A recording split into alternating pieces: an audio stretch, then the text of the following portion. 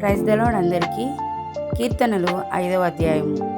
యెహోవా, నా మాటలు చెవినబెట్టుము, నా ధ్యానము మీద లక్ష్యముంచుము.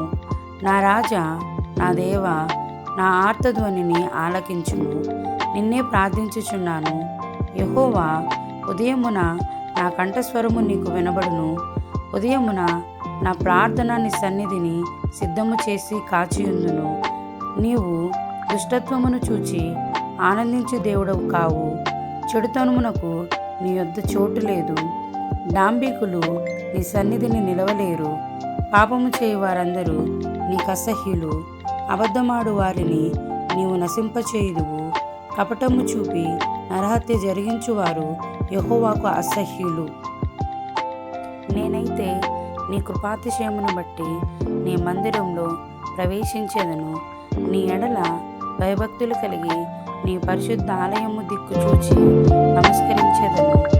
యెహోవా, నా కొరకు పొంచి ఉన్న వారిని బట్టి నీ నిత్యానుసారముగా నన్ను నడిపించుము.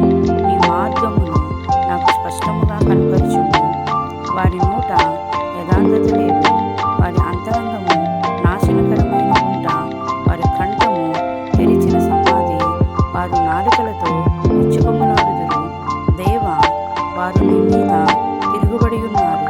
వారిని అపరాధులుగా తీర్చుము.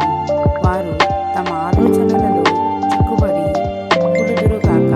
వారు చేసిన అనేక దోషములను బట్టి వారిని వెలివేయుము. నిన్ను ఆశ్రయించు వారందరూ సంతోషించుదురు. నీవే వారిని కాపాడుదువు గనుక వారు నిత్యము ఆనందధ్వని చేయుదురు. యెహోవా, నీతిమంతులను ఆశీర్వదించువాడవు నీవే. కేడుముతో కప్పినట్లు నీవు వారిని దయతో కప్పెదవు. కావున నీ నామమును ప్రేమించువారు నిన్ను గూర్చి ఉల్లసింతురు. ఆమేన్. ఈ వీడియో మీకు నచ్చినట్లయితే లైక్ చేసి ఆమేన్ అని కామెంట్ చేయండి.